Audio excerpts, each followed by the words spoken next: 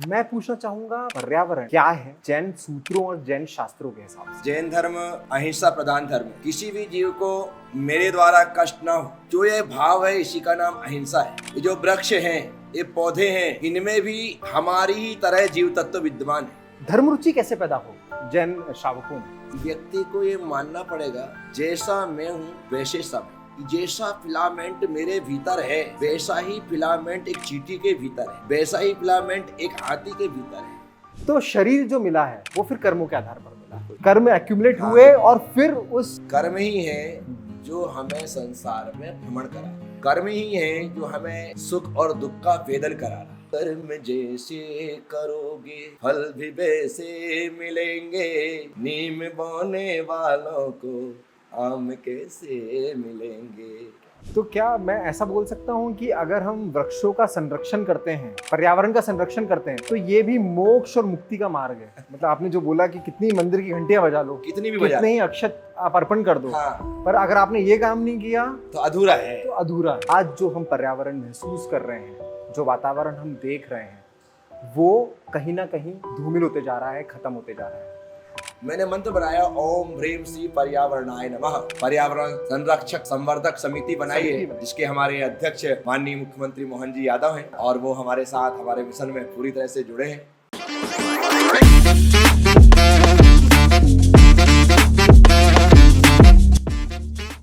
जय जिनेंद्र, मैं संकल्प माहेश्वरी इंटेलेक्चुअल इंडियंस पॉडकास्ट पर आप सभी जैन परिवारों का, आप सभी भारतीयों का एक बार फिर स्वागत करता हूँ। ये जो जैन धर्म की सीरीज है, ये जो पॉडकास्ट है, मुझे बताते हुए बहुत हर्ष हो रहा है कि हमने पहला एपिसोड जब चालू किया था हमारे भगवान आचार्य श्री प्रज्ञासागर जी महाराज जी के साथ, उसके बाद हम दूसरा, तीसरा, चौथा पॉडकास्ट हमने कंप्लीट कर लिया है और आज हम फिर से 5वां पॉडकास्ट लेकर आए हैं आपके लिए। अभी तक हमने जैन धर्म पे बात करी, हमने जैन धर्म के सूत्रों पे बात करी है, हमने युवाओं के मुद्दों पे बात करी है। आज जो हम एक मुद्दा लेकर आए हैं जिस पे चर्चा होनी चाहिए, एक ज्वलंत मुद्दा जिसे हम कह सकते हैं, वो है पर्यावरण। पर्यावरण के लिए मैं ये बोलना चाहूँगा कि जैन धर्म जो है, आचारंग सूत्र की अगर मैं बात करूँ, महावीर भगवान ने, या फिर मैं तीर्थंकर ऋषभ देव जी की मैं बात करूँ, उस समय से ही पर्यावरण में सूत्रों के आधार पर चर्चा की जा चुकी है।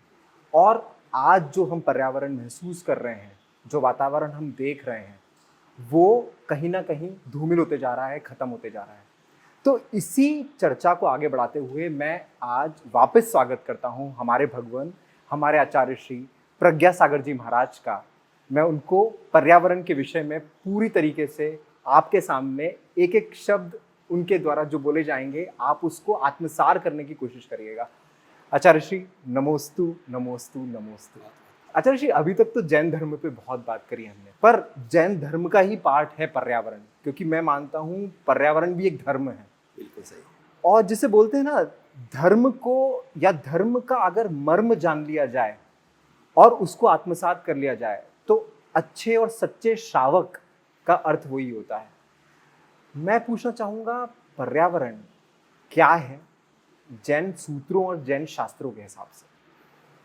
जैन धर्म अहिंसा प्रधान धर्म है जी। और अहिंसा समस्त जीवों को अभयदान देने का नाम है। किसी भी जीव को मेरे द्वारा कष्ट ना हो, किसी भी जीव को मेरे द्वारा तकलीफ ना हो, जो ये भाव है इसी का नाम अहिंसा है। जी। ये जो वृक्ष हैं, ये पौधे हैं, इनमें भी हमारी ही तरह जीव तत्व विद्यमान है। जब मैं अपनी रक्षा चाहता हूं तो अपनी तरह जो जीव हैं मुझे उनकी रक्षा करना भी जी। और जैन धर्म यही सिखलाता है, जैन धर्म यही बताता है कि तुम इन्हें जीव समझो, क्योंकि ये जीव है। जो जीव हैं उनकी रक्षा करना हर व्यक्ति का धर्म है। कहते हैं वृक्ष है तो जीवन है, जल है तो जीवन है। जो हमारे जीवन में सहयोगी हैं, तो जीवन में सहयोगी वही हो सकता है जिसके पास जीवन हो। तो जीवन ही जीवन देता है। जी आज हम वृक्षों को जीवन देंगे, कल वृक्ष हमें जीवन देंगे। जी ये टिट फॉर टैट का सिद्धांत बिल्कुल आपको ध्यान में रखना पड़ेगा। बिल्कुल सही। तो पर्यावरण एक धर्म है, पर्यावरण जैन धर्म का अभिन्न हिस्सा है, क्योंकि जब तक हम इनकी रक्षा नहीं करेंगे तब तक समस्त जीवों की रक्षा नहीं होगी। जी जी इसीलिए मैंने पर्यावरण को अपना एक मिशन बनाया और आज मैं अपने समस्त भक्तों से, आज मैं देश के समस्त नागरिकों से एक ही निवेदन करता हूँ, मंदिर में जाओ घंटी बजाओ, मंदिर में जाओ चावल चढ़ाओ, मंदिर में जाओ दीप जलाओ, मंदिर में जाओ जल चढ़ाओ, मंदिर में जाओ दूध चढ़ाओ। जो कुछ आपको मंदिर जाकर करना करिए, अपने सदगुरुओं के पास जाओ, उनको श्रीफल चढ़ाओ, उनकी सेवा करो, उनकी वैयावृत्ति करो, जो आपको करना करो। लेकिन यदि आपने इसके साथ पर्यावरण की रक्षा नहीं की तो आपकी क्रियाएं सब व्यर्थ और बेकार है। बिल्कुल सही बोल रहे हैं आप।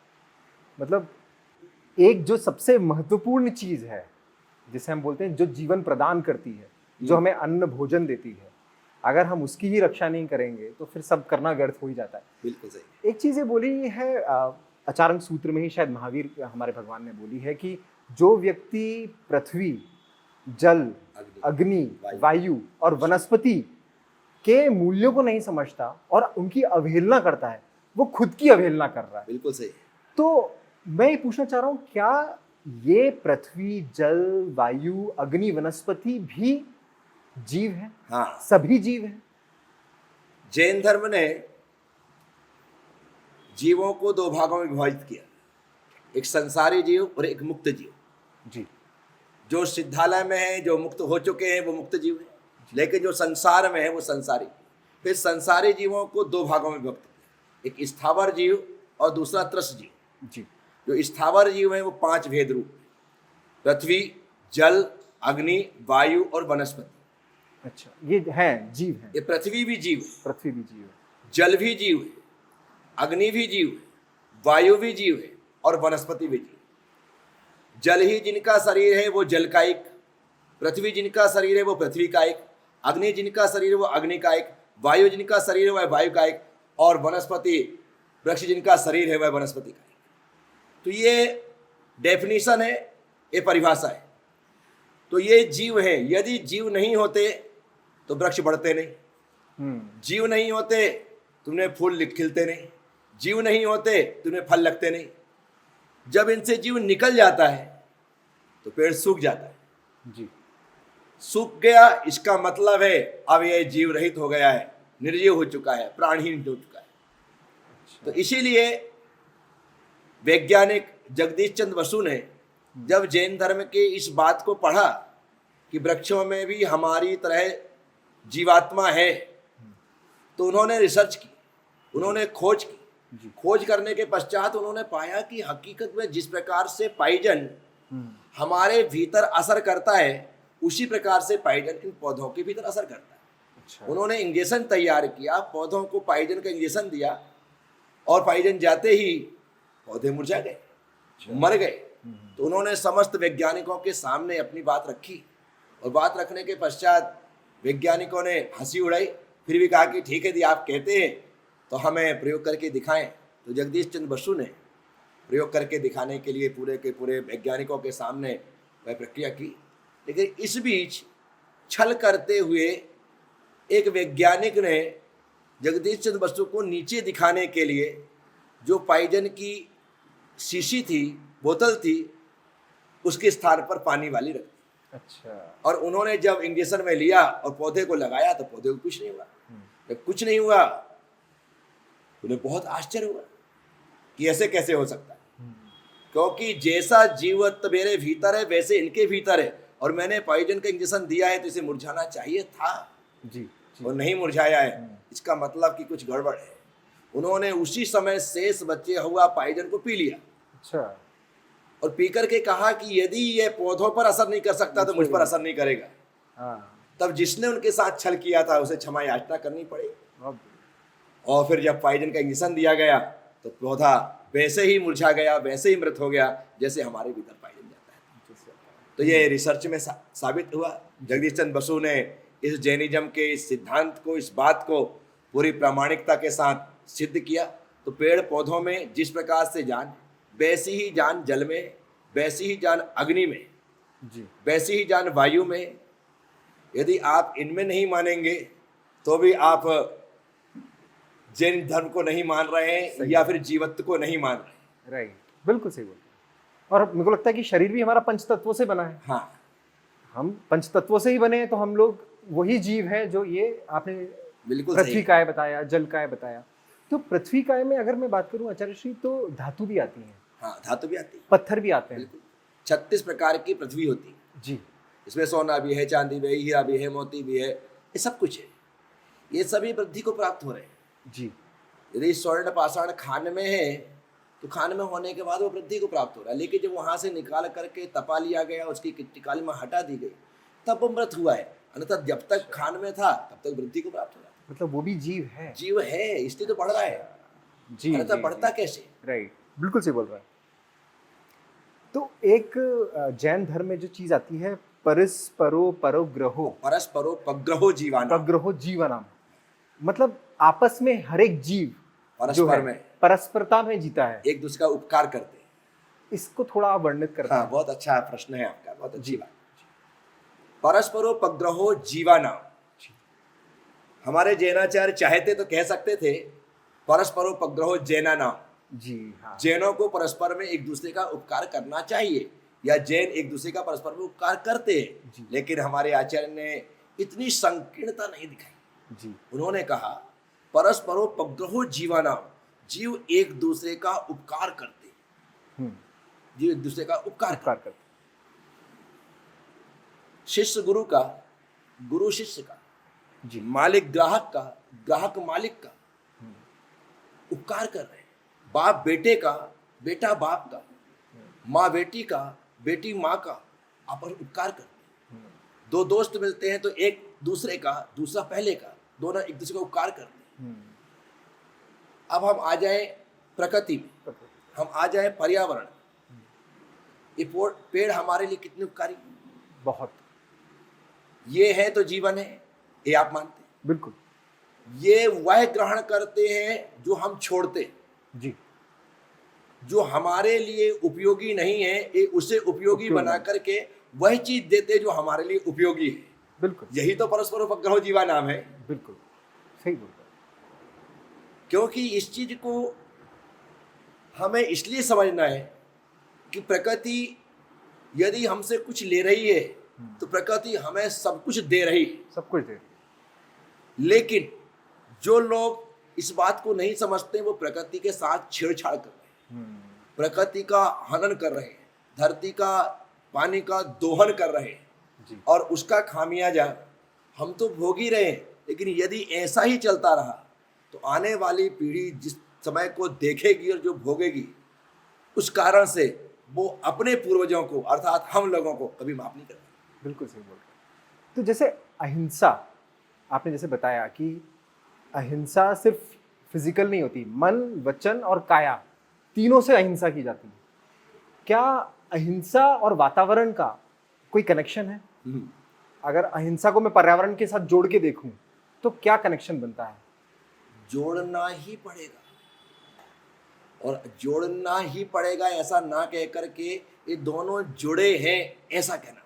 जी वजह मैंने कहा ना, इनको यदि हमसे जीवन मिल रहा है तो हमें इनसे जीवन मिल रहा है। जी ठीक है। ये हमारी उपयोगिता को, हमारी उपस्थिति को नहीं नकार सकते हैं तो हम इनकी उपस्थिति को नहीं नकार सकते। जी जहाँ जहाँ पौधे नहीं हैं, वृक्ष नहीं हैं, वहाँ का जीवन देखें, और जहाँ पर बहुलता के साथ पौधे हैं, वृक्ष हैं, वहाँ का जीवन देखें। लोग उन स्थानों पर घूमने जा रहे हैं, केरला जा रहे हैं, क्यों? वहाँ हरियाली बहुत है। जहाँ आप देखो, चाहे पहाड़ों पर जाएं, मसूरी जाएं, ऊटी जाएं, शिमला जाएं, कश्मीर जाएं, क्यों जा रहे हैं? प्रकृति की। वहाँ पर प्रकृति जीवंत है। तो व्यक्ति घूमने इसलिए जा रहा है क्योंकि वो यहाँ पर बिना प्रकृति के, बिना पर्यावरण के मर सा रहा है, तो वहां जाकर के प्रकृति के साथ लेकर के वो जीवन लेना चाहता है। तो जब जीवन लेना चाह रहा है तो आप खुद सोचिए कि उससे हमारा कितना बड़ा कनेक्शन है। तो बिना पर्यावरण के हमारा जीवन संभव ही नहीं है, बिना प्रकृति के हमारा जीवन संभव ही नहीं है, बिना वनस्पति और बिना वृक्षों के हमारे जीवन संभव ही नहीं है। ये हमें खुशियां देते हैं। आप कहीं पर आप फूल खिले हुए देखते हैं, हमारे मन प्रसन्न हो जाता है, मन प्रसन्न हो जाता है, चेहरा खिल जाता है जी। हमारे घर में जब एक गमले में पौधा लगाते हैं और उसमें 4 महीने 6 महीने बाद एक गुलाब खिलता है, एक मोगरा खिलता है, तो देख करके हमें इतनी खुशी होती है। हम अपनी पत्नी को लेके आते हैं, बच्चों को लेते हैं, आज फूल खिला है, आज फूल खिला है, तो कितने खुश हो जाते हैं। बिल्कुल सही बात है। तो प्रकृति ने हमें खुशियां दी। तो पर्यावरण को बचाने के लिए एक तो अहिंसा, तो सबसे जिसे बोलते हैं अहिंसा परमो धर्म, मतलब अहिंसा से बड़ा कोई धर्म नहीं है, तो वो तो हमें करना ही है। दूसरा अपरिग्रह, इसके साथ भी पर्यावरण का कनेक्शन है। मैंने एक जगह पढ़ा था कि अल्प आरंभ और परिग्रह करना चाहिए। हाँ। तो क्या इससे पर्यावरण हमारा बच सकता है, अल्प आरंभ परिग्रह? जैनिज्म, जैन धर्म, जैन सिद्धांत, जैन सूत्र कहते हैं अल्पारंभ परिग्रहत्वम मानुषस्य। अल्प आरंभ और अल्प परिग्रह से यह मनुष्य अगले बार मनुष्य होने की आयु का बंद करता है। अच्छा, यदि मुझे फिर से मनुष्य बनना है तो मुझे अपना आरंभ कम करना है, अपना परिग्रह कम करना है। बस मेरी यह जीवन शैली मुझे अगले भाव में फिर से मनुष्य बनाएगी। अब आपका कहना है कि अल्प आरंभ और अल्प परिग्रह का पर्यावरण से क्या कनेक्शन हो सकता है? हाँ, निश्चित तौर पर। यदि मेरा आरंभ ज्यादा है तो मुझे रहने के लिए 3 रूम, 1 हॉल, किचन, लेट बाथ अटैच, 3 बीच के इतना पर्याप्त है जी। लेकिन जब बहुत आरंभ होगा तो मुझे लगेगा कि मेरा महल हो, मेरी हवेली हो, मेरी अटारी हो, जिसमें 100 कमरे हों, जिसमें 200 कमरे हों, ये बहुत आरंभ हो गया। और बहुत आरंभ के लिए आपको पेड़ काटने पड़ेंगे, जमीन खोदनी पड़ेगी, पानी बहाना पड़ेगा, कितनी बर्बादी हो। तो अल्प आरंभ वाला व्यक्ति सीमित संसाधनों में जीना प्रारंभ करता है। जहाँ सीमित संसाधन होते हैं वहां पर प्रकृति के साथ भी छेड़छाड़ सीमित होती है जी। अल्प परिग्रह होगा तो मुझे रखने के लिए कम स्थान की आवश्यकता होगी, सहेजने के लिए कम स्थान की आवश्यकता होगी, तो उसमें भी मुझे प्रकृति और पर्यावरण सुरक्षित रहेगा। तो इसी कारण से इनका संबंध प्रकृति की सुरक्षा से जुड़ा हुआ है। मुझे लगता है सोच में भी है आचार्य श्री, जैसे कि वो एक स्टोरी है जो 6 युवक जाते हैं बगीचे में जामुन तोड़ने के लिए। बिल्कुल सही। तो वो देखते हैं कि पेड़ ही काट दें। हाँ। तो वो आरंभ पे ही मुझे लगता है कि सब चीजें उसी से जुड़ी हुई हैं। ये परिणामों का खेल है, परिणामों का खेल है। इसे जैन धर्म में लेश्या कहते हैं। लेश्या कहते हैं, हाँ। और जो हमारे परिणाम है वो काले होते हैं, नीले होते हैं, सिलेटी कलर के होते हैं, पीत वर्ण के होते हैं, गुलाबी होते हैं और सफेद होते हैं जी। जैसे कृष्ण, नील, कापोत, पीत, पद्म और शुक्ल, ये 6 लेश्याओं के माध्यम से निरूपित किया गया। राइट। अब जिसके काले परिणाम है वो पूरा पेड़ काट देना चाहता है, बिल्कुल। और जिसके सफेद परिणाम है वो कहता है कि वेट करो, अभी हवा का झोंका आएगा, एक फल गिरेगा, उठाएंगे, खा लेंगे जी। तो काले परिणाम वाला व्यक्ति सारी धरती को नष्ट कर देना चाहता है। आज कितने लोग हैं जो काले धंधे कर रहे हैं, कितने लोग हैं जो काले काम कर रहे हैं, कितने लोग हैं जिनके काले कारनामे हैं। बिल्कुल। तो कौन लोग हैं जो सारी धरती को नष्ट कर देना चाहते हैं? अपने जीवन के लिए यदि मैं अनेकों जीवों का जीवन लूं तो मुझसे बुरा कौन हो सकता है? और मैं सभी लोगों को जीवन को बचाने के लिए अपने जीवन को समर्पित कर दूं, ये सच्ची बात है। बिल्कुल सही बात है। मैं हमेशा से एक चीज़ मतलब जानता था, जैसे कि हम जैन धर्म में या हम लोग जितने भी जैन परिवार के लोग हैं, उनके लिए सबसे इम्पोर्टेंट चीज़ यही है कि हमको किसी की हिंसा नहीं करनी, भले वो छोटे से छोटा जीव हो, पर हम उसको सिर्फ एक बड़े लेवल पर देखते हैं कि हम किसी को दुख दर्द नहीं पहुंचा रहे हैं या हम किसी के साथ मतलब फिजिकली हम किसी को हर्ट नहीं कर रहे हैं, तो वो ये मान के चल रहे हैं कि हम अहिंसा कर रहे हैं। पर पर्यावरण को हम देखते नहीं, हम जरा से फूल पत्ती ऐसी तोड़ लेते हैं। एक महात्मा गांधी जी ने भी एक बार सरोजिनी नायडू को बोला था कि एक जरा सी पत्ती ले आओ, मुझे चरखा ठीक करना है। वो पूरी की पूरी डगाल लेकर आ गई, तोड़ कर ले आई। तो उन्होंने यही बोला कि मैंने तो तुमसे एक पत्ती लाने के लिए बोला था, तुम तो पूरी डगाल तोड़ के लिए आई। अगर तुम एक जन डगाल तोड़ेगा तो अगर सभी डगाल तोड़ने लग जाएंगे तो पेड़ ही खत्म हो जाएगा। तो ये चीज मुझे लगता है कि हर एक के मन में नहीं आती कि पर्यावरण, उनको लगता है सिर्फ पॉल्यूशन को ठीक करना, जबकि पर्यावरण तो मुझे लगता है कि प्रकृति को बचा के, पेड़ पौधों को सुरक्षित रख के, जल को बचा के, पृथ्वी को बचा के, हर एक चीज का संतुलित उपयोग करना पर्यावरण। बिल्कुल सही। ये जागृति कैसे आए? जैसे कि हम धर्म रुचि एक करके है, जैसे 10 रुचियां हैं, उसमें से एक धर्म रुचि कैसे पैदा हो जैन श्रावकों में? सबसे बड़ी बात यह है कि व्यक्ति को ये मानना पड़ेगा जैसा मैं हूं वैसे सब है। जी। अभी क्या होता है, मैं अपने सुख की चिंता तो करता हूं, बिल्कुल। अपने आप को दुख से तो बचाना चाहता हूं, जी। लेकिन मुझे सबके सुख की चिंता नहीं, मैं सबको दुख से बचाना नहीं चाहता। जिस दिन यह बात मेरे दिल और दिमाग में बैठ जाएगी कि जैसा फिलामेंट मेरे भीतर है वैसा ही फिलामेंट एक चींटी के भीतर है, वैसा ही फिलामेंट एक हाथी के भीतर है, वैसी ही चेतना छोटे से छोटे जीव के भीतर है, वैसे ही एक पौधे के भीतर है, वैसे ही एक पत्ती के भीतर है, तो मैं निश्चित तौर पर मेरा हाथ उस पत्ती को तोड़ने के लिए आगे नहीं बढ़ेगा।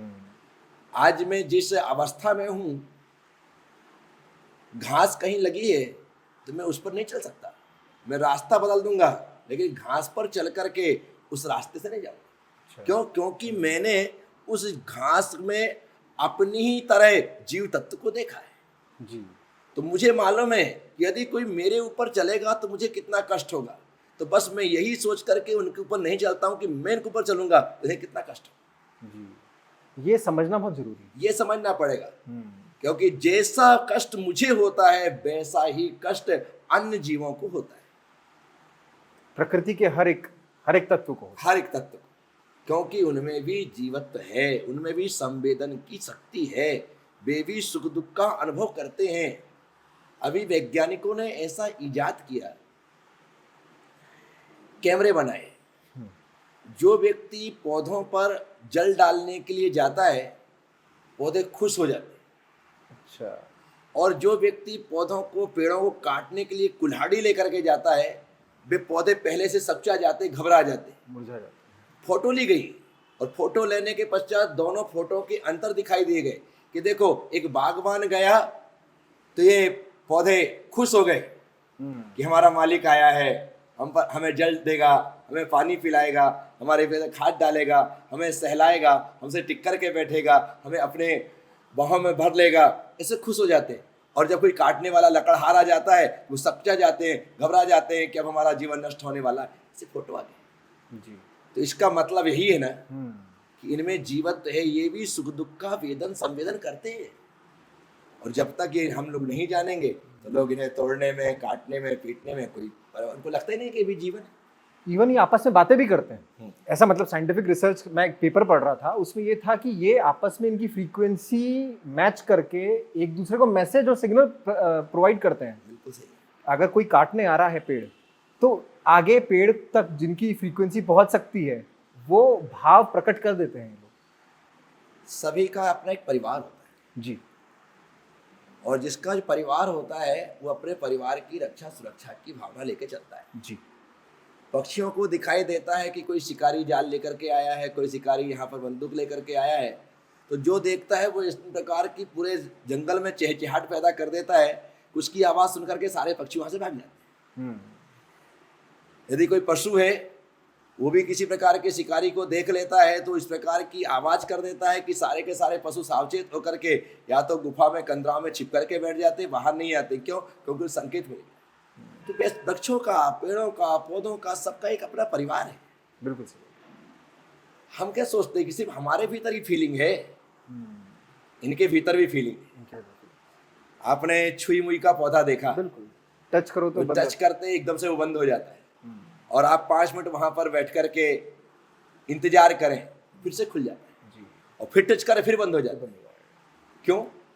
उसमें संवेदना है ना, वो बंद होकर के बता रहा है कि मैं भी जीव हूं और मुझे भी सुख दुख का वेदन होता है। जी। तो उसमें बंद होने की ताकत, इन्हें छुओ इनमें बंद होने की ताकत नहीं, लेकिन वेदन तो ये भी कर रहे हैं। कर रहा है, मतलब हर एक के अंदर आत्मा है। आत्मा है। और जितने भी जीव हैं, जितनी भी हमें प्रकृति में, एनवायरनमेंट में, पर्यावरण में जीव जंतु दिखते हैं, हर एक के अंदर आत्मा होती है। तो शरीर जो मिला है वो फिर कर्मों के आधार पर मिला है। बिल्कुल ठीक। अच्छा, मतलब कर्म एक्यूमुलेट हाँ। हुए और फिर उस कर्म ही है, काया में आए। कर्म ही है जो हमें संसार में भ्रमण करा रहा है।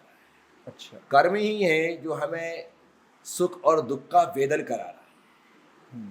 हम जैसा कर्म करते हैं हमें उसका वैसा फल मिलता है। कर्म जैसे करोगे फल भी वैसे मिलेंगे, नीम बोने वालों को आम कैसे मिलेंगे। कर्म जैसे करोगे, आप जैसे करेंगे वैसे ही मिलेगा ना। नीम का पौधा लगाओगे और आपको इसमें आम लग जाए, मुश्किल। बबूल का पौधा लगा और कहे आप इसमें आम लग जाए, तो संभव नहीं है। नहीं। हमारे कर्म ही संपूर्ण भविष्य का निर्धारण करते हैं। बिल्कुल। एक ज्योतिषी ने एक चोर का भविष्य बताया, क्योंकि चोर गया, कहा कि मेरा हाथ देख करके मेरा भविष्य बताओ। ज्योतिषी ने पूछा कि आप करते क्या? उसने कहा चोरी करता हूँ। ज्योतिषी ने कहा जल जाएगा, तेरा भविष्य निश्चित है, जैसा कर्म होगा वैसा मिल जाएगा। बिल्कुल। हम आज जैसा करेंगे वैसा ही होगा। जी। यदि आप मूली खाओगे और सोचोगे कि मुझे काजू की डकार आ जाए तो मूली खाइए तो मूली की डकार आने वाली। सही है। तो जैसा कर्म किया है हमने, किसी का बुरा किया है, हिट फॉर टेट, तैयार रहिए, कल आपका बुरा होगा। बिल्कुल सही। बस इंतजार करना पड़ सकता है। जी। समय आएगा लेकिन आपको भोगना पड़ेगा। राइट।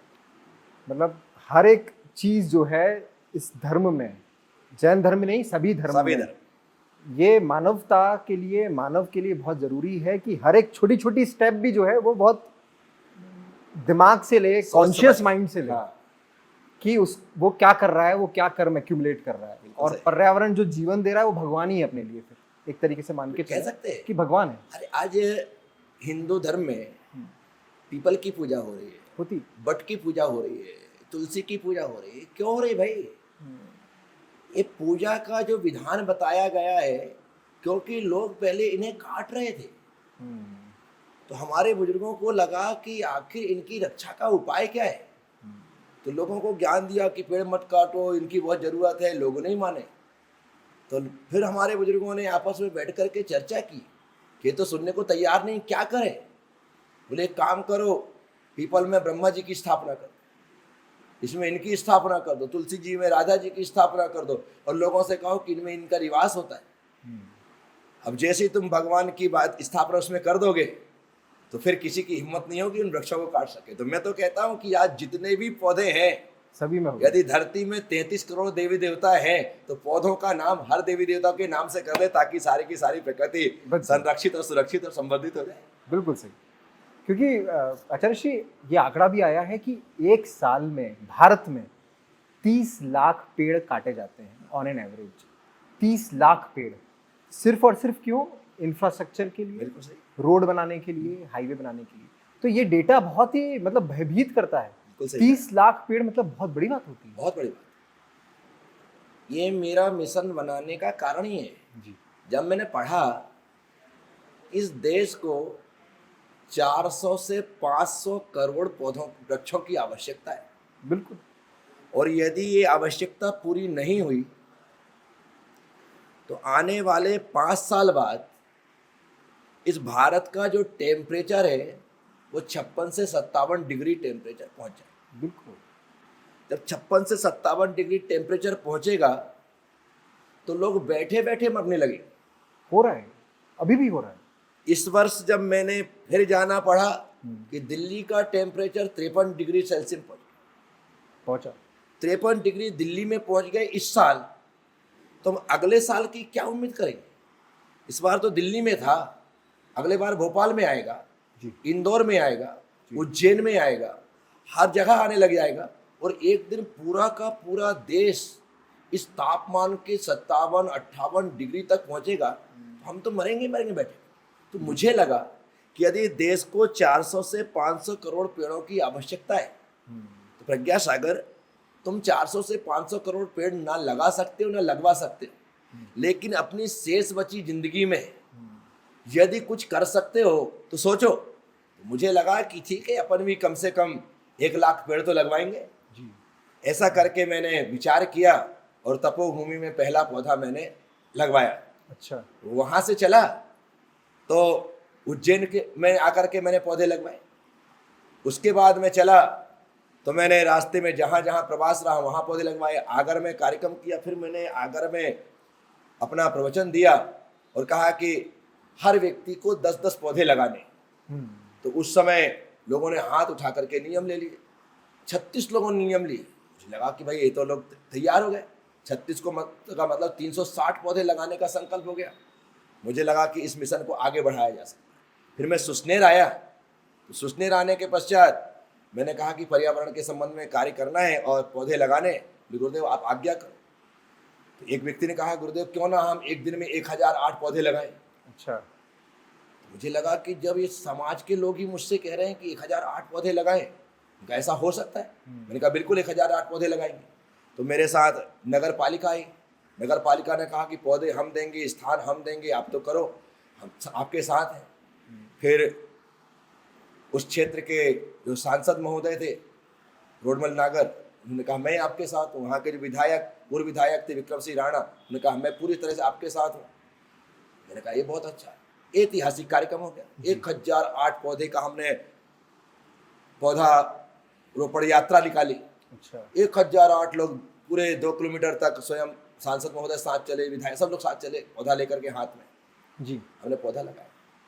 उसके बाद तो मेरे भीतर एक अलग ही नव चेतना जागृत हो गई जी। कि जब एक दिन में 1008 पौधे लगाए जा सकते हैं तो एक दिन में 10,000 पौधे भी लगाए जा सकते हैं। बिल्कुल है। एक दिन में 20,000 पौधे भी लगाए जा सकते हैं। बस फिर मैंने एक संकल्प पत्र बनवाया, सबको संकल्प दिलाना प्रारंभ किया। तो लोगों ने नियम लिया कि मैं 200 पेड़ लगाऊंगा, मैं 500 पेड़ लगाऊंगा, मैं 300 पेड़ लगाऊंगा। तो मुझे तो बड़ा एक अलग ही कि भाई अपना मिशन निश्चित तौर पर सक्सेस हो सकता है। फिर मैं वहाँ से पीड़ाबा गया। पीड़ाबा जहाँ राजस्थान की एक नगर है, वहाँ पर बात की। वहाँ पर नगर पालिका तैयार कि हम करेंगे। वहाँ का विधायक, वहाँ का चेयरमैन सब तैयार हो कि हम ही सब कुछ करेंगे, आपको कुछ नहीं करना है।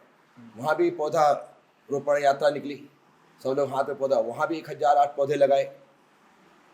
वहाँ सबसे बड़ी बात है कि टी गार्ड बनाया गया, सरकार नहीं बनाई, पूरा का पूरा वो व्यवस्था दी। अच्छा। फिर लोगों ने नियम लिया है। तो पंचायत इकट्ठी हुई। वहाँ पर तकरीबन 40-45 पंचायत इकट्ठी हुई।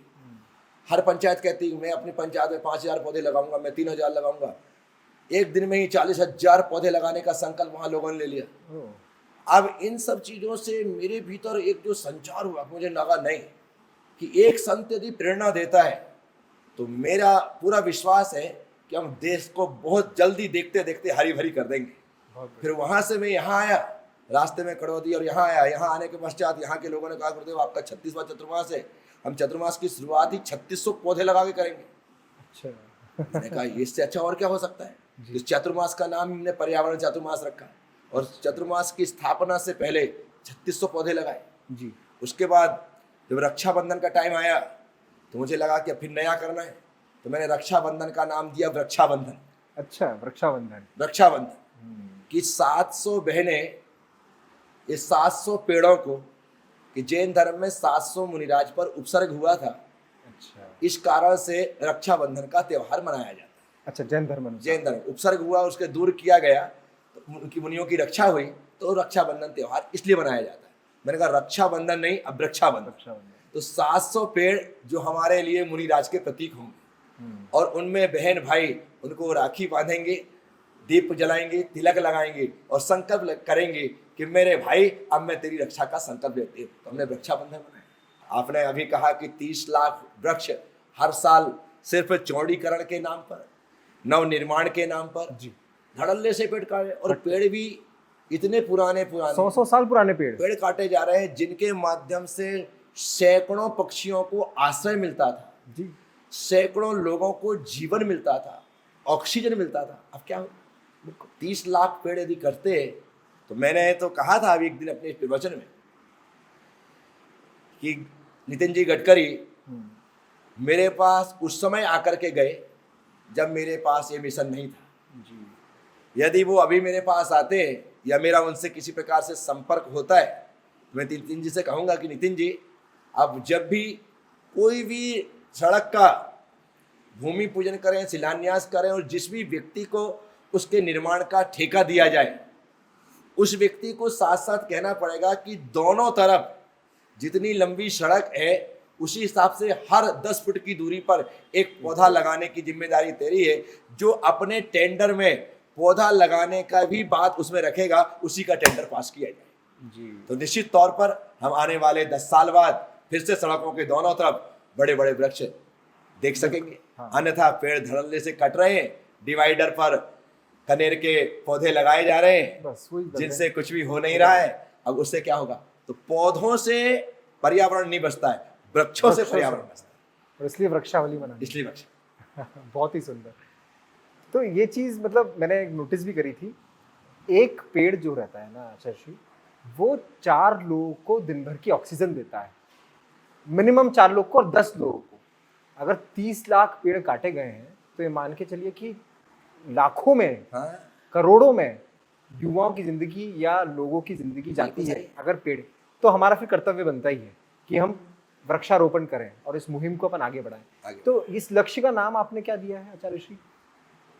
1 करोड़ वृक्ष का लक्ष्य शायद आपने लिया है।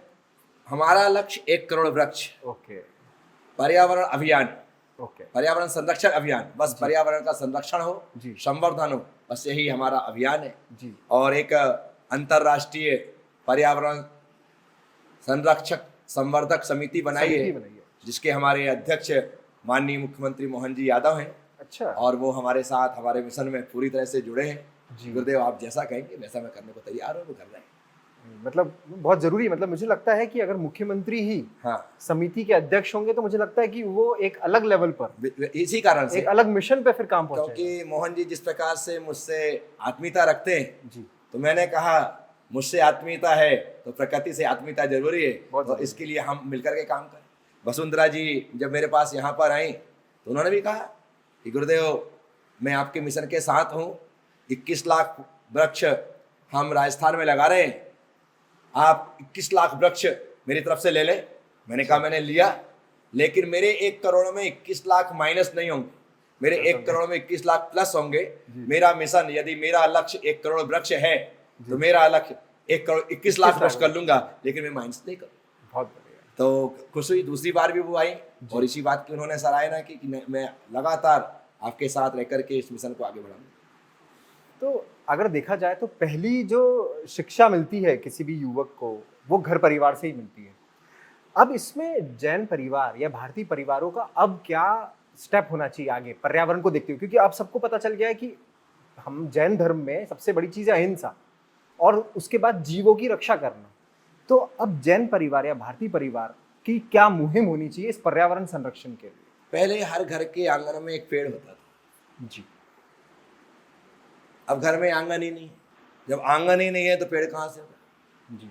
पेड़ नहीं है तो फल और फूल नहीं है, पक्षियों की चहचहाट नहीं है, कोयल की कुहू कुहू नहीं है, कौवे की काव काव नहीं है, वो खुशबू नहीं है, वो हवा नहीं है। ऐसे में जब मेरे घर के सामने आंगन नहीं है तो जहाँ पर विशालतम क्षेत्र खाली पड़ा है, चाहे वो शासकीय हो या अशासकीय हो, यदि वहाँ पर वृक्षारोपण किया जा सकता है तो मैं देश के प्रत्येक नागरिक से कहूँगा कि आप उस खाली स्थान पर वृक्ष लगाएं और वृक्ष लगा कर के साल भर उसकी रक्षा करें। जी। 1 साल के बाद वह अपने जड़ों पर, अपने पैरों पर खड़ा हो जाएगा, उसके बाद आपको आवश्यकता नहीं पड़ेगी। लेकिन 1 सीजन तो आपको उसका संरक्षण करना ही पड़ेगा। जी। पशुओं से बचाना पड़ेगा, गर्मी से बचाना पड़ेगा, कीड़ों से बचाना पड़ेगा, और इसलिए इससे हमने बचा लिया तो निश्चित तौर पर हमने अपने आप को, जीवन को ही बचाया है। तो क्या मैं ऐसा बोल सकता हूँ कि अगर हम वृक्षों का संरक्षण करते हैं, पर्यावरण का संरक्षण करते हैं, तो ये भी मोक्ष और मुक्ति का मार्ग है? शुरुआत ही यही से है ना क्योंकि जब तक आपके भीतर जीवों के प्रति दया नहीं आएगी तब तक आपको मोक्ष की याद ही नहीं आएगी। दया का उल्टा याद है। जी हाँ, दया याद। उल्टा करो तो याद। जब तक जीवों के प्रति दया नहीं आएगी तब तक आपको मोक्ष की याद ही नहीं आएगी। तो शुरुआत तो यहीं से है। जी, मोक्ष मार्ग यहीं से प्रारंभ होता है। मतलब आपने जो बोला कि कितनी मंदिर की घंटियां बजा लो, कितनी भी बजा कितने ही अक्षत आप अर्पण कर दो, हाँ, पर अगर आपने ये काम नहीं किया तो अधूरा है। तो अधूरा है। मतलब मैं ये इसलिए बताना चाहता हूँ, जितने भी लोग ये पॉडकास्ट देख रहे हैं, ये वृक्ष कितने जरूरी हैं कि ये मोक्ष मार्ग तक पहुंचाने के लिए इसके बिना आप नहीं जा पाएंगे। नहीं जा सकते। ये बहुत जरूरी मार्ग के दोनों तरफ वृक्षों का होना जरूरी है ना। है। जी। किस लिए? ताकि राहगीर को छाया मिल सके, ताकि राहगीर को फल मिल सके, इसलिए आवश्यक। बिल्कुल। इसी प्रकार से ये जीव भी, ये वृक्ष भी हमारे मोक्ष मार्ग में आवश्यक है। जी मैं विहार करता हूँ, पैदल चलता हूँ। जी। जब ये चौड़ीकरण की वजह से कहीं पेड़ नहीं मिलते तो मुझे लगता है कि एक 10 किलोमीटर का रास्ता कितना लंबा लगता है। बिल्कुल। और जहाँ पर पेड़ पौधे होते हैं तो 10 किलोमीटर का रास्ता इतनी सहजता के साथ निकल जाता है।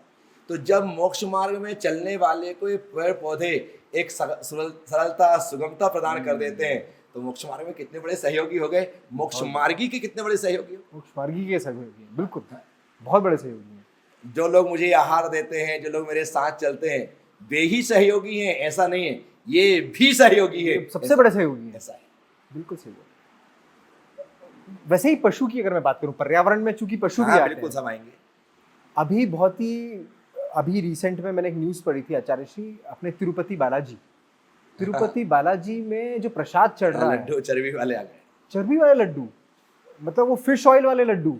हाँ, मतलब मैं बोल रहा हूँ कि धर्म को भी बिजनेस बना लिया है। सही कह रहे हैं आप। मतलब भगवान के धर्म क्षेत्र को भी नहीं छोड़ा है, वहां भी बिजनेस चालू कर दिया है। इसके लिए आप क्या मैसेज देना चाहेंगे? जहां पर पैसा मस्ट हो जाता है वहां पर व्यक्ति परमात्मा के साथ भी छल करने लगता है। उसे भगवान से कोई मतलब नहीं, उसके लिए तो पैसा ही भगवान, उसके लिए पैसा ही भगवान। और इसी कारण से वो इन सब बातों को भूल करके मंदिरों की पवित्रता को, प्रसाद की पवित्रता को नष्ट कर रहा है। बिल्कुल। और मैं तो निश्चित तौर पर कहूँगा ऐसे लोगों पर सख्त से सख्त कार्रवाई होना चाहिए। बिल्कुल। दूसरी बात मैं भक्तों से कहूँगा कि आप इतने अकर्मण्य ना बने, मंदिर के बाहर बिकने वाले प्रसाद पर आधारित ना कर रहे। आप कल यदि भगवान के चरणों में जाना चाहते हैं तो आज अपनी पत्नी से कहो कि तू मेरे लिए भोजन बनाती है, कल भगवान के लिए प्रसाद बना, अपन घर से बना करके ले चलेंगे। जब उनके साथ ऐसा होगा कि लोग प्रसाद नहीं लेंगे तो अपने आप उन्हें लगेगा कि हम गलती कर रहे हैं, हमें लोगों के साथ छेड़छाड़ नहीं करना चाहिए, शुद्धता का ध्यान रखना चाहिए। फिर लोगों के द्वारा शुद्ध प्रसाद बनने लगेगा और भगवान तक सही चीज पहुंचने लगेगी। बिल्कुल। तो भक्तों को ही डिसीजन लेना पड़ेगा। जी।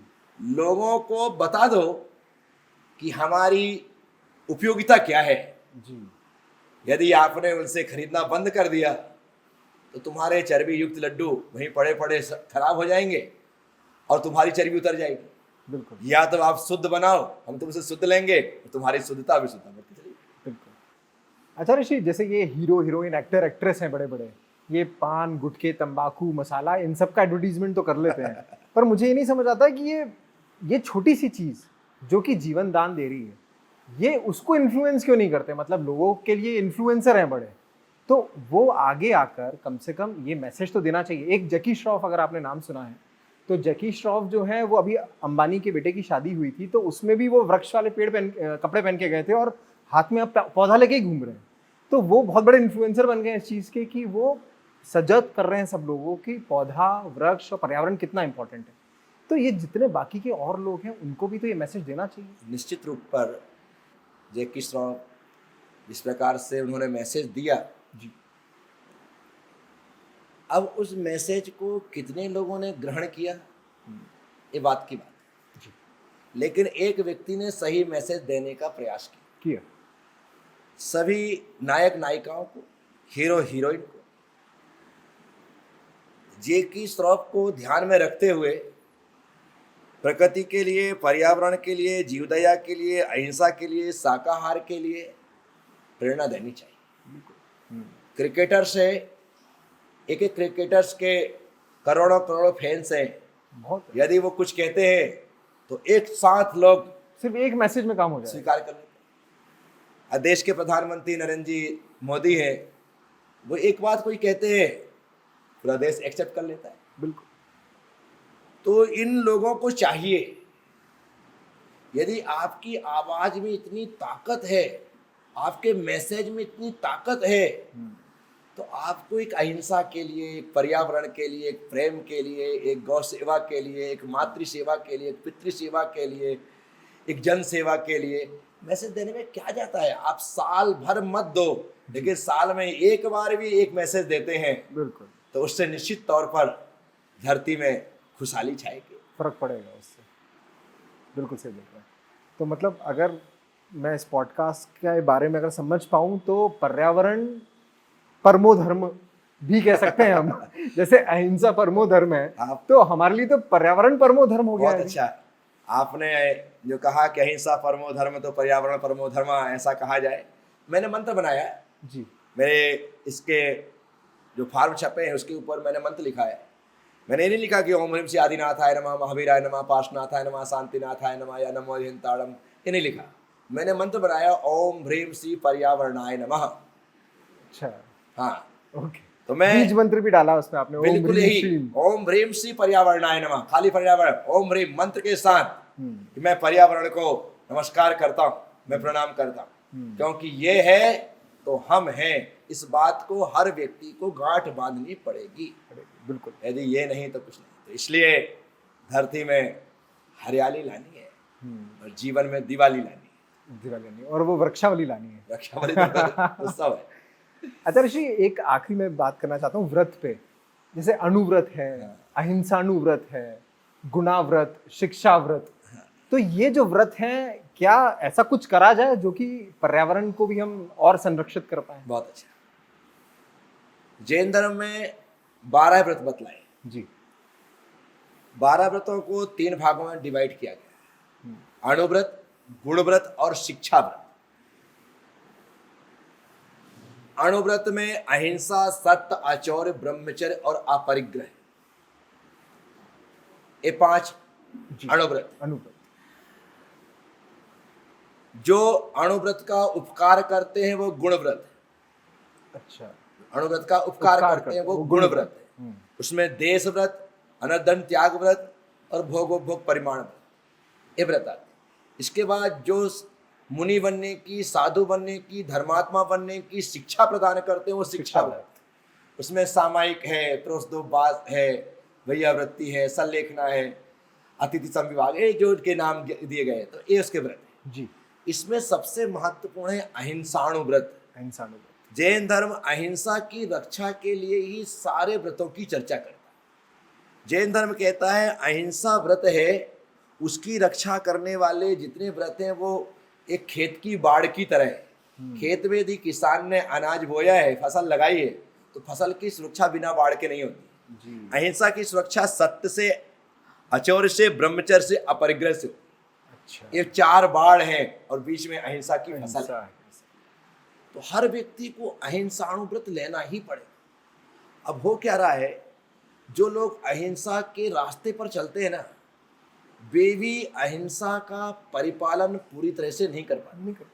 आज जिन भोजनालयों में, होटलों में, रेस्टोरेंटों में, 3 स्टार, 5 स्टार, 7 स्टार होटलों में जहाँ वेज नॉन वेज भोजन एक साथ बन रहा है, वहाँ पर अहिंसक व्यक्ति को खाने का अधिकार नहीं है। नहीं है। वहाँ से उसे पानी पीने का भी अधिकार नहीं। जब तक ये अहिंसाणु व्रत हमारे दिमाग में फिट नहीं होगा कि अरे वहाँ पर पानी पीने से मेरा अहिंसाणु व्रत नष्ट हो रहा है, तो मैं वहाँ पर नहीं जाऊँ। आज अहिंसक लोग यदि पूरी तरह से अहिंसा को आत्मसात कर लें तो हिंसा को समाप्त करने में हमें देरी न लगे जी। इसीलिए जो व्रत है उसमें अणु मतलब होता है छोटा। छोटा। तो हर व्यक्ति छोटी सी चीज तो स्वीकार कर सकता है। मैं ऐसा अहिंसाणु व्रत ग्रहण करता हूँ कि मैं किसी जीवों को मारूंगा नहीं, हम्म, किसी जीव को मारूंगा नहीं, मारने की प्रेरणा दूंगा नहीं, और मारने वालों को अच्छा नहीं कहूंगा। बस मैंने इस प्रकार का नियम लिया है। ओके। लेकिन कोई जीव चलते हुए किसी कारणवश मेरे पैर के नीचे आके मर जाते हैं, अज्ञान अवस्था में, प्रमाद अवस्था में, तो भगवान महावीर स्वामी कहते तुम देख करके चल रहे थे, लेकिन जीव मर गए तो तुम दोषी नहीं हो, तुमने मारा नहीं है, वो मरे। दोनों में अंतर है। मारना और मरना में दोनों में अंतर हो जाता है। अंतर है, हाँ। तो अहिंसाणु व्रत मारने का त्याग करता है, और महाव्रत क्या है, वो मारने और मरने दोनों की सुरक्षा करता है। अच्छा, हाँ तो अहिंसा पे अगर मैं आऊं तो गृहस्थ अहिंसा, हाँ ये थोड़ी सी डिफरेंट है। हाँ। क्योंकि हम जैसे सब्जी खा रहे हैं, फल खा रहे हैं, तो उसमें भी जीव है। हम घर बना रहे हैं, तो घर में अगर हम देखें तो खुदाई भी चल रही है, तो घर भी बन रहा है। तो ये इसमें गृहस्थ अहिंसा हाँ। को कैसे समझ सकते त्रस हिंसा को त्याग वृथा थावर न विराधे। मैंने आपसे कहा था ना कि दो प्रकार के जीव, एक स्थावर जीव, एक त्रस जीव। त्रस जी। स्थावर में पंच स्थावर, पृथ्वी जल अग्नि वायु वनस्पति, और त्रस में दो इंद्री, मतलब लठ है, केचुआ है, शंख है, सीप है, कौड़ी है, ये दो इंद्री जीव। चींटी है, बिच्छू है, जू है, खटमल है, ये तीन इंद्री जीव। मक्खी है, मच्छर है, भौरा है, पतंगा है, तितली है, उड़ने वाले जो कीड़े हैं, ये सब चार इंद्री जीव, जी। ये चार इंद्री जीव। उसका बिल्ली है, कुत्ता है, शेर है, चीता है, हाथी है, घोड़ा है, इंसान है, ये सब पांच इंद्री जीव। क्या है? तो त्रस हिंसा को त्याग, तो दो इंद्रिय, तीन इंद्रिय, चार इंद्रिय और पंच इंद्रिय, इन जीवों की हिंसा का मैं त्याग करता हूँ। वृथा थावर न विराधे, व्यर्थ में स्थावर जीवों की हिंसा नहीं करना। रास्ते चलते पत्ती तोड़ ली, रास्ते चलते फूल तोड़ लिया, भाई किस काम से तोड़ा तुमने? जी, व्यर्थ नहीं करना। भगवान के चरणों में यदि चढ़ाने के लिए मैं फूल तोड़ रहा हूँ ठीक। तो अब स्वीकार है। मैं भोजन ग्रहण करने के लिए यदि फल सब्जी लेकर के आ रहा हूँ और उन्हें सुधार करके संवार करके भोजन के रूप में ग्रहण कर रहा हूँ, वो स्वीकार है। क्योंकि इनमें जो है, लोग क्या कर देते हैं, जब शाकाहार की बात करते हैं तो कहते हैं कि जैसे हम मांस खा रहे हैं वैसे तुम फल फूल खा रहे हो। ये बहुत बहुत लोग बोलते हैं, तो ऐसा बोल देते हैं। अंतर क्या रहा? वो जब आप कहते हैं उनमें भी जीव और इनमें भी जीव है, जीव दोनों में, लेकिन डिफरेंस है, दोनों में डिफरेंस है। लोग गाय के दूध को कह देते हैं कि गाय का दूध पी रहे हो आप, वो पीने योग्य नहीं होता है। जी। दूध में और खून में डिफरेंस है, मांस में और साग भाजी में डिफरेंस है। जी। फल जो है वो पेड़ पर लगते हैं, मांस जो है वो किसी पशु में लगता नहीं है। बिल्कुल सही बात। फल के तोड़ने पर, फूल के तोड़ने पर पेड़ मरता नहीं है, अभी तो नए फल फूल पैदा हो जाते हैं। हाँ। लेकिन मांस के निकालने पर गाय फिर से जिंदा नहीं होती, अभी तो उसका जीवन नष्ट हो जाता है। ऐसे ही दूध के निकालने पर गाय मरती नहीं है, अभी तो उसे और स्वास्थ्य लाभ मिल जाता है। लेकिन खून के निकालने पर गाय मृत्यु को प्राप्त हो जाती है। बिल्कुल। तो आप खून को और दूध को एक नहीं कह सकते, आप फल फूल सब्जियों को और मांस को एक नहीं कह सकते। तो जो स्थावर जीवों से प्राप्त हो रहे हैं वो शाक भाजी है, और जो दो इंद्रिय आदि जीवों से प्राप्त हो रहा है वो मांस है, वो कलेवर है। उसको प्राप्त करने पर जीवन का समापन होता है, जीवन नष्ट होता है। इससे तोड़ने पर जीवन नष्ट नहीं होता। जीवन नष्ट। तो इसलिए कहा व्यर्थ में इनको नष्ट मत करो, आपको उपयोगी है जीवन के लिए, तो ये आपको जीवन देने के लिए तैयार है। जी।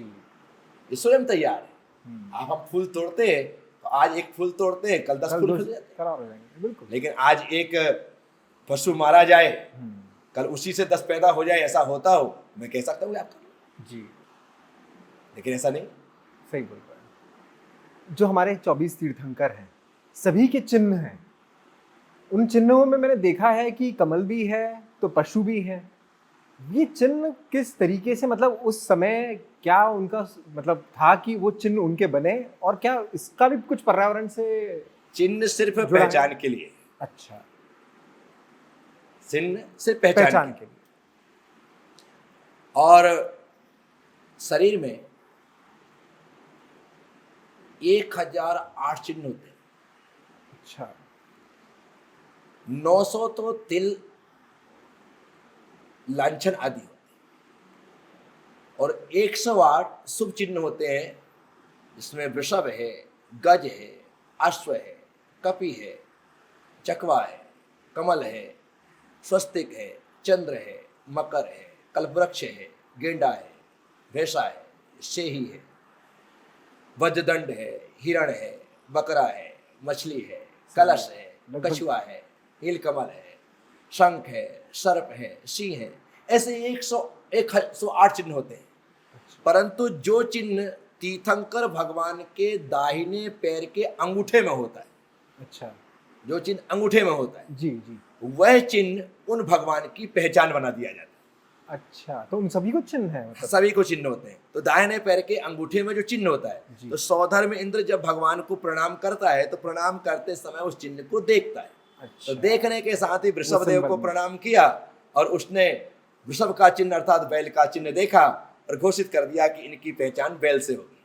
अजितनाथ को प्रणाम किया, गज का चिन्ह देखा और घोषित कर दिया कि इनकी पहचान हाथी से होगी। अच्छा, तो ऐसे ऐसे सिंबल आए। चिन्ह पहचान के लिए होती है, अन्यथा पहचान कैसे करेंगे? कैसे करेंगे? सब एक से होते हैं, मूर्ति रूप में एक से होते हैं, शरीर रूप में एक से होते हैं, आप पहचानेंगे कैसे? तो पहचान के लिए कुछ ना कुछ मापदंड तो होना चिन्ह चाहिए। चाहिए। चिन्ह इसका बहुत बढ़िया।